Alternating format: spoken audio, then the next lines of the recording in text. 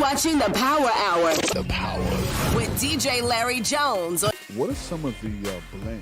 All right, it's time for the Power Hour. And on this segment, I have... All right, you're watching Mental Health Moments. All right, you know what time it is. It's time for the Power Hour going home. Mm-hmm. So I had to find out more. All right, you know what time it is. It's time for the Power Hour. I'm your host, DJ Larry Jones, a.k.a. Mr. Important. If you don't know me, then you don't know anybody. And I have a very, very, very special guest joining me today. I first seen her on TMZ, heard a little bit of her story, and I just had to hear more. And she's here with me now today, joining me on the show. Ladies and gentlemen, Miss Mary Curran Hackett. Mary, how are you? I'm wonderful. Thank you so much for having me. This is exciting. Yes. You know what? I'm glad to have you on the show. And, you have an amazing story. You've been through, let's just talk about it now. Okay. You, like myself, suffered from a heart attack, right? Well, I have to qualify that a little bit. I did not have a heart attack. I had cardiac arrest. Cardiac arrest. There's a difference. There's a difference. So right. You have an electrical heart, and then you have blocked arteries. Blocked arteries result in a heart attack, and a misfiring of the electrical system can also lead to cardiac arrest. So structurally, my heart was okay, but I, over the course of many years, they realized, especially once I had my pacemaker installed, that I had a deadly arrhythmia that would result in me going into flatline cardiac arrest. And so that happened. Right. Now, do you have AFib or? No, it's not. It's I would go into a very fast tachycardia, VTach, and then eventually my heart would bottom out and I would go flatline. Okay. Wow. That's pretty scary. That's pretty scary. Yeah. It happened many times actually, prior to that main event that I talked about on TMZ, but it was never diagnosed until that experience, because I happened to be in the hospital hooked up to machines when it happened, because they were able to see I was actually flatlining and what my heart was doing prior to that. Then I was diagnosed and all of that. It was more scientifically monitored, if you will. But prior to that, I had a cardiac arrest about a year before that in the car and totaled my car. And then that's what kind of led me down this path of constantly seeing doctors, being hooked up to machines and being monitored for things. And that's what led to this eventual experience. Now take me to that day. Take me to the day that happened. So I was in a hospital room in a diagnostic situation. I was going to be led through a bunch of cardiac tests because my heart, I had lost my driver's license a year prior because of my cardiac arrest behind the wheel, and no one felt that was going to not happen again. There could be no guarantees of that happening. So I had to go through a series of tests to make sure that my heart was strong enough to drive and, drive my daughter around. And I was hooked up to an EKG machine. I was on a table in a room, and there was a nurse there. We were waiting for other cardiologists, a new cardiologist that I was supposed to meet that day to come in and administer the test. And I think some people call it white collar. I started to get very panicky, just the whole situation being there. And my heart started to race very fast, which was tendency of what would happen to me in these events. And it just doesn't decelerate. And it was going. And eventually I flatlined. And I know that now because the doctors told me I flatlined. But at the time, I didn't know that. Oops, are you there? Oh, sorry. Yep. Timed out. And I just remember very clearly hearing the code go out. There's no reason why I would hear the code go out. I was in cardiac arrest. I know that now. And I also, it's hard to describe this and say this, but I felt it's beyond what we perceive as seeing and hearing, knowing. And the word felt doesn't even feel right. It's more perception. But I could feel, but in my memory, in my mind's eye, I could see the nurse moving across the room and looking at this table for atropine. She was pulling out thing. The room wasn't set up for somebody going into cardiac arrest. I mean, they had the machines and everything like that, but she wasn't typically doing that type of thing. I could get the sense that she wasn't used to. This test was administered and people didn't arrest during it. Right. And so she was looking for atropine. The code was going out. She was very panicked and very worried. And I could feel all that. And I could feel that she was looking for atropine. I knew what atropine, I didn't know what atropine was at the time, but now I know it's it starts your heart back up. Right.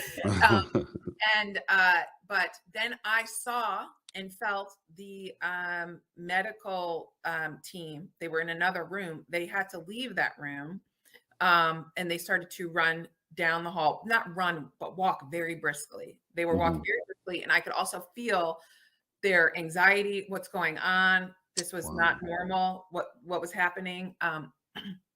And they came into the room. His name was Dr. Wilson. I knew it was Dr. Wilson because there was banter, John and Wilson, and between the people coming down the hall.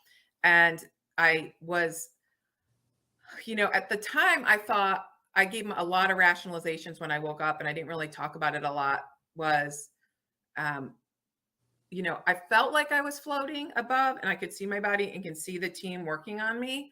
But I could also, I was everywhere all at once, meaning there was, I was having major life experiences happening simultaneously, and I was aware of what everybody was feeling and thinking, working on me. I was aware of the room, the surrounding room, but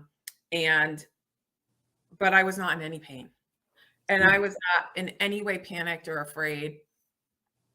And I think I knew I was dying. Like I'm pretty sure I knew I was dying, but I was not in any way afraid or terrified. But I was also had, at the time, I would not have been even able to articulate it.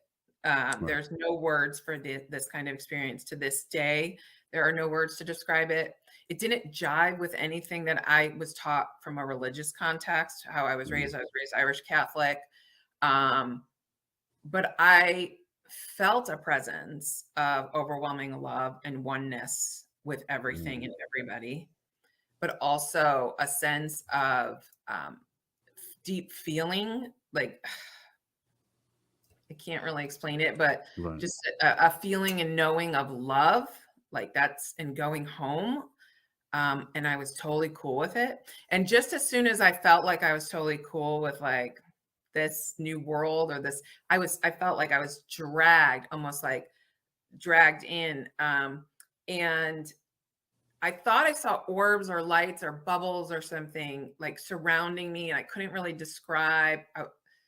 make sense of it. And I remember when I woke up, I was like, where were those bubbles? Were they the lights on the ceiling? I was trying to find figure it out. Explanation for all of this. But, and I would deny it, if anybody told me anything like that. It felt so surreal. But I was sucked back in, and I felt like a whooshing, like almost like a dragging sensation and a heaviness. And I came back and I looked up, and there was Dr. Wilson, who I saw running down the hall. There was a nurse standing to the right of me. She'd moved across the room, but my eyes were not open. My ear, everything, I had been flatlining, and which is, you are unconscious. You are not just unconscious, you are dead. And what I've learned through this process and many years later, and working with a doctor who studies this type of thing, is that you are dying. Like there's no, once you go into cardiac arrest and the blood is not flowing to your brain, there is no, reason why you should be having these lucid, very clear experiences. And this sense of being in this massive void, or this sense, but at the same time being completely aware of everything and seeing everything and feeling everything at once, is just beyond anything that you can kind of relate to in this lifetime. And So it sent me on kind of a journey, if you will. After that, it really made me question everything. Well, I'd always been questioning everything, I Right. believed, and that kind of thing. That's just my nature. But I definitely, I almost had, I've had periods of really deep depression or loss because there's this sense of like missing that experience or desire for that experience Right. again. There's also the sense that you can make this experience here and that you are Mm. actually responsible for that experience. Wow.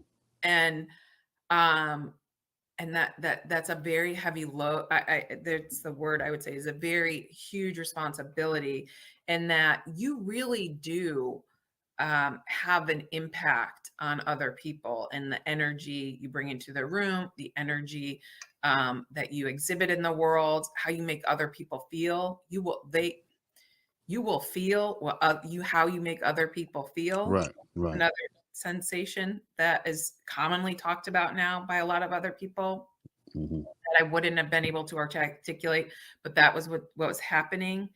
Um, and that there's this sense of this, where is, and this is what I've been curious about from the beginning, is where is our consciousness? Where's our mind? If Hmm. if we always think, well, I see and therefore I have thoughts and I can see what's out there and then I'm thinking, right? Right. Or Right. I'm hearing. But if your eyes are closed and you're dead, where are those thoughts coming from? I've often wondered that. I've often wondered that. And we know that like there's more neurological, parts of us than in our brain. They're in our stomach, they're in our hearts, they're all over the place. And Right. so it's really made me wonder, like, what is our consciousness? There's no scientist out there who can pinpoint, oh, this is the seat of the soul. This is what makes you Mary and you Larry, and this is why you do the things you do and I do the things I do, and this is our essence. And we don't know that, but I do have this sense, and I it is my religion is love. That is it, is this idea that um we are like all one and we are all connected, but we are each unique and individual, and what makes us is so much bigger than our brains. It's so much It's bigger yeah. than It's way bigger than us. Yeah. yeah. Let me And ask you this quick question. Now, how has it changed you? I mean, what were you like before this experience, and did it change you at all? oh yeah, absolutely. I think it's an evolution. It doesn't happen overnight. I've had Hmm. periods where, like I said, deep sadness and like the pressure, the enormity of our human existence weighs on me, and the sense of like how I affect others, how I make other people feel, wanting to always do the right thing and be really good so that like at the end of my life, I'm not having this overwhelming sense of guilt or dread that I've Mm. caused harm to other people.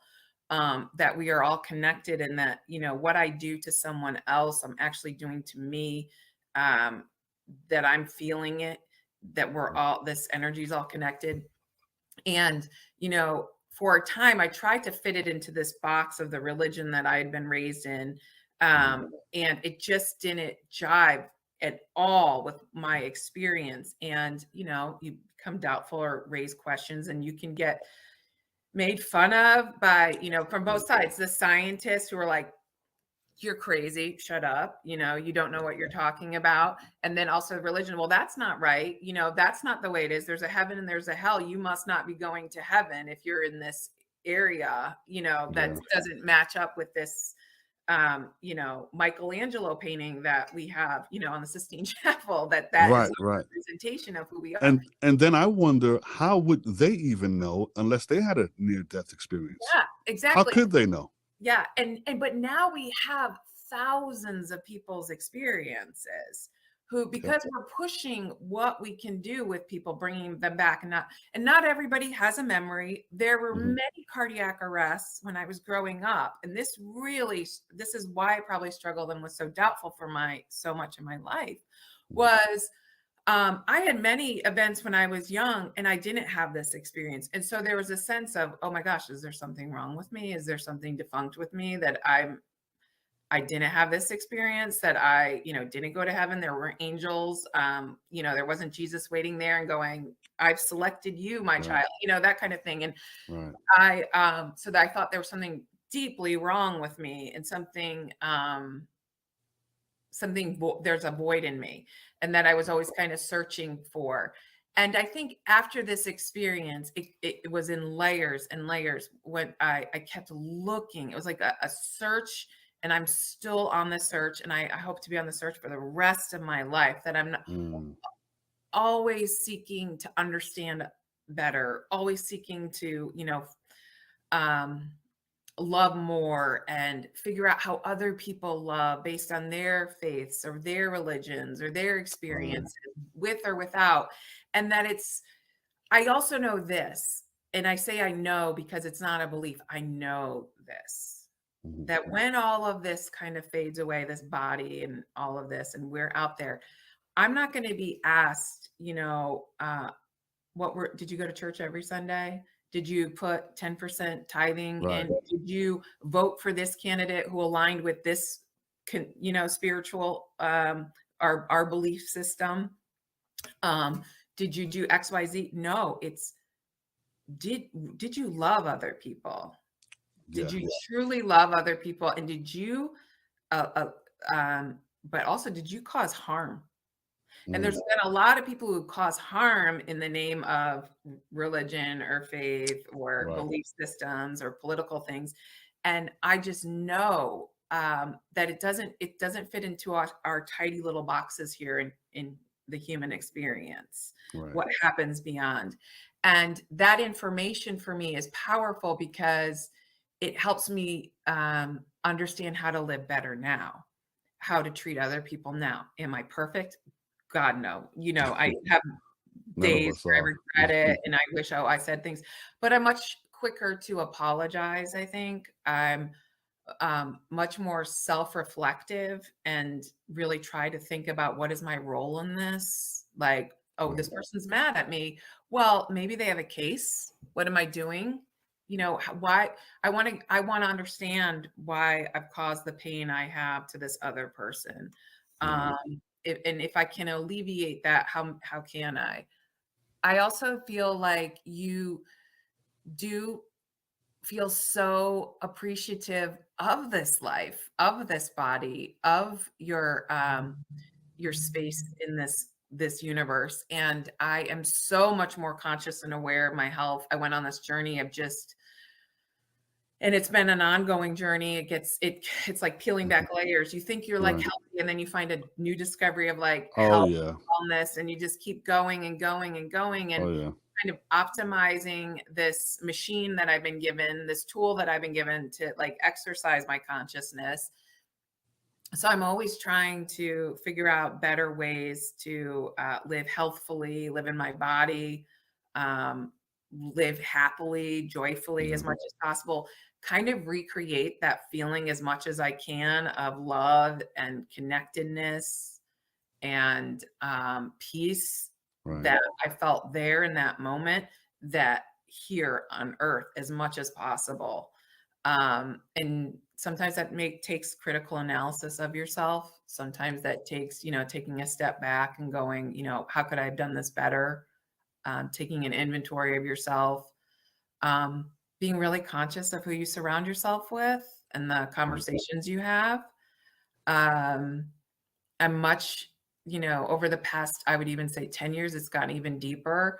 I'm much even more conscious of the words I speak. In that I know I'm in essence kind of creating my own existence every time I'm speaking, and my other, relationships with other people. What's your message to people? What do you want them to take from your experience? Well, one, to not be afraid, that when the time comes, you're not going to be afraid. Yes, I think the thing that I'm afraid of now is I'm a mom and I'm a wife. Yeah, you're sad to leave your friends and you're sad to leave your family, but you also have this sense that they're going to be fine. They're going to have the same experience. They're all going to come home. We're all going to be together. There's none of that. There's not this fear of separation that we have as humans here. That's what I was going to ask you. When you had that out of body experience, was there any consciousness of like my family members? Oh no, they're going to miss me, or I wonder what he or she's doing, or what my daughter's doing. No, but it's interesting that I have talked to other people who have, and who have actually, they actually have this kind of deep sense that they have to go back because they know something's going to happen to XYZ and they have to tell them, or there's this deep connection. I also wonder, I wasn't gone that long. There are some people who have, much more vivid, experiences, much longer experiences, like go beyond outside the body, or gone for a really long time, see a bright white light, see their life pass before their eyes, see their family. But all of them also say that there is, they make the decision at some point to come back or to go. But none of them are saying like, there's just this deep sense of it's all okay. We're actually already together. I felt like that maybe. And maybe that's my present sense informing that past sense. Right. But no, I didn't feel that. I did have a daughter at the time. I was just married at the time, but I was really conscious of everything in the room and everything happening around me at that time. And I didn't get to that point where a lot of people go and experience all those layers as well. But my main message is not to be afraid. My secondary message is that we came from love and we're going to return to love.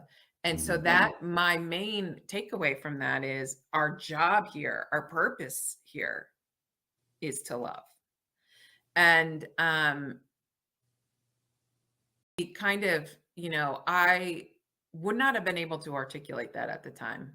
I don't think it took me it has come in so many layers for me, in the sense that, I had to write 2 novels to figure this out. Like it kind of came through me but my first book, Proof of Heaven, a novel came through me in like almost like a download in a week. A similar experience had happened to my son when he was very young. And I, as a means of processing it, this story came through me. And the main message of that story was, you had a scientist who was looking for answers, to this child's conundrum. And you had the mother who was using her faith to solve the conundrum. But the child who had been experiencing this phenomena, just like I had been experiencing this phenomena, knew that the answer was love. Right. And it was through that kind of downloaded experience that I kind of knew, oh, this is my life's mission. I don't know how else, but to, as often as I can, as clear as I can, to communicate that that's our purpose and our job here. And there's going to be mechanisms and vehicles in which each of us do it. Like Larry is going to be Mr. Important, and he's going to be spreading messages far and wide vis-a-vis his podcasts or his radio shows or his connections with other people. For me, it might be books, or it might be just playing with my children in the afternoon, or it could be, in my connections and with my friends. How we express it is going to be in multitudes of ways, but I really do feel like that's our key purpose is it's really not just pleasure, enjoyment, acquiring as much as you possibly can, doing as much as you possibly can. Yeah, because at the end of the day, all of that stuff really means nothing. You can't take it with you. No, it's meaningless. It's totally meaningless. And it's also really not what's going to be on the table at the end. And, what I'm really curious about is, and this is kind of like, it's not that I want to die or anything. And there have been periods in my life where I've definitely had those sensations or whatever, but I do feel like there's part of me that is just so curious. Like we have all of these testimonials of people who've gone beyond to a certain Hmm. point, and then they make the decision to come back. What's after that? Like nobody knows. Nobody Nobody knows. knows. And are we recycled into other people? Are we energy and matter? Are we love particles? Do we follow around our family members as like, in our That's a ghost outfit? yeah, You yeah. know, That's interesting. do And we do we do we go to heaven? Do we, all of these things, we still don't know the answer to. And I think it's really interesting that scientists and doctors are at least now listening to people who've come back with these experiences instead of dismissing them because Mhm. they're valid and they have something to say. But also that it is so arrogant and presumptuous. And I have been arrogant and presumptuous in the past. There was a period of time where I was so doubtful and so Mhm. negative. When I was in college and going through some tough stuff. Well, there's nothing. There's no God. There's nothing. What do I know? What do you know? You don't Yeah, know. we Scientists don't don't know. know. Nobody knows. Mhm. And so I would never presume now to know almost anything. Like unless I'm just so more open to the question than I am to just feeling like I know the answer and this is the only way and this is the prescription and this is the coda and this is the dogma. And I feel like it can be so simple. Like are you creating love? Are you creating an easier existence for other people with your words and with your actions, or are you harming other people unwittingly or intentionally? Because a lot of people think they're doing something really good and they're hurting a lot of people. Right, right. Now, what's the name of your books, and where can we get them? So my first novel is Proof of Heaven, Mary Curran Hackett. It's a novel. There's a book written by a doctor a year later called Proof of Heaven, and he was a doctor who had a near-death experience. But mine is a novel, and then the second novel is Proof of Angels, uh, and it's basically an extension of the same kind of discussion of this feeling of interconnectedness. And the words we use here on earth are angels or guides or whatever. Right, Uh, but I feel like there is this power, this experience that all of us can kind of relate to where we are. I always tell my kids we are guarded and guided by angels. And angels is it can be a divisive term for a lot of people because it has a religious context in certain religions. But the more research I did is angels actually exist in every oh single yeah, major religion, because I think from the beginning of time, there has been evidence of people who felt guided and guarded. hmm And I think my main takeaway after that experience is I am not alone. And if I get really quiet and tap in and meditate, I know I have this kind of guide leading me toward, all these evolutions of myself until the end. And then they're going to take me to wherever I need to go. And I completely trust them. And I trust the right, process, even on the hard days. I'm like, this is what's meant to be. So Proof of Heaven wow, and Proof of Angels. I think you can get them on Amazon still. I wrote them 10 years ago. 10 or 12 years ago now, and Proof of Heaven, Proof of Angels, and they're on Barnes and Noble, all bookstores. They were with HarperCollins, William Morrow. So all right. I do thank you for joining me today and sharing your story. And wow, amazing, amazing, amazing. Um, I'm glad that you made it out okay, but I'm also happy that you made it out and was able to share your experience and help others and guide us all into a better life oh well, here thank on you earth. so much. It's the pleasure's all mine to talk to you and to talk about this. And I know a lot of people reach out and they say they've had the same experience. And my thought on that is just keep talking about it with other people Yeah, and yeah, just keep spreading the message or what you've learned and what you've experienced, because my experience is this, but I'm really curious, other people have different experiences, and yeah, the more we talk and the more we share, I think that's really important, just because I know what it also feels like to feel like dismissed and ashamed, and yeah, just don't yeah. feel, just talk about Right. it. I think the moral to the story is, like you said, spread love, happiness, and just, you know, enjoy life while we're here. Yeah. You know, It's all that matters. it's You all can't that matters. yeah. Nothing else matters, right? No, no. It's nice to we all have to remind ourselves that. We have to remind ourselves of that when we're in traffic or when the bank account's getting low or, Right. you know, someone has, you know, a disease or bad things happen because people have free will and choice and they don't have these experiences to guide them, or they don't have the parents to guide them or the families to guide them or the resources. And it's so easy to blame God or blame somebody outside the experience for that. But, you know, we're all just humans, just kind of bumping around with each other out down here. Right, right. And you know what? I think this episode here is going to help people who's lost someone. It's going to kind of give them comfort to know, you know, that there's something else out there when we're gone. Yeah. You know, a better place. You know, you hear people say, oh, he or she's in a better place, you know. The other thing I think should bring them comfort too is, because I know this is an experience too, is a lot of people have bad experiences with people who've gone, or like regrets or experiences of, I wish my mom knew me, or I wish my dad realized the words he spoke to me were so harmful. And they're carrying around all this pain and they're carrying around all this heartache in addition to their own grief. And I want them to know their parents know that they hurt them. Wow. And they're sorry. Wow. And that they love you, or your friends or your family. They know. And you're right when you say other people have other experiences. And I don't want to say his name. There's some guy on YouTube.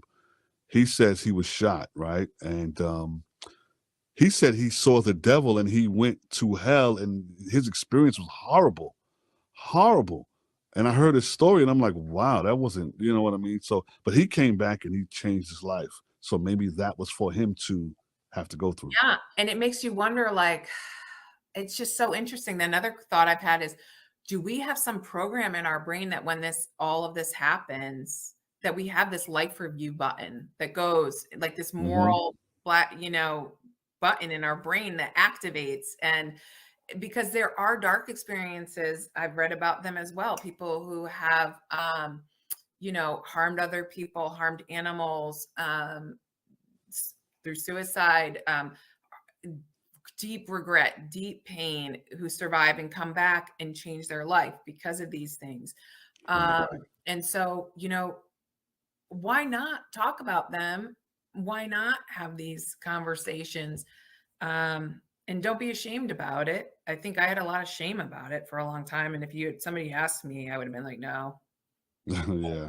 It's not something a lot of people have come to me. I had no idea. I'm like, yeah, it's not like I lead with it. It's not like, I was raised Catholic, and there's an old quote from St. Francis is preach the gospel and only when necessary use words. And I feel like that's true in my life too, is I don't think I necessarily have to tell everybody what happened to me or why I do the things I do. I hope my actions and words speak for themselves when I'm out there in the world. Right. Well, I thank you so much for joining me on the show today. God bless you. And, You're watching the Power Hour. The Power. With DJ Larry Jones. What is some of the blame?